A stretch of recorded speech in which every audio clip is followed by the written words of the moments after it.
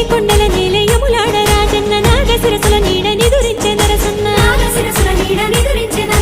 గంగ పొంగి తాగే భద్రాద్రి రామన్న శ్రీశైల శిఖరాన భ్రమరాంబ మల్లన్న బతుకమ్మ నీ జోల పాటలిని ముక్కోటి దేవుళ్ళు పరవశాన మునిగిపోతుంటే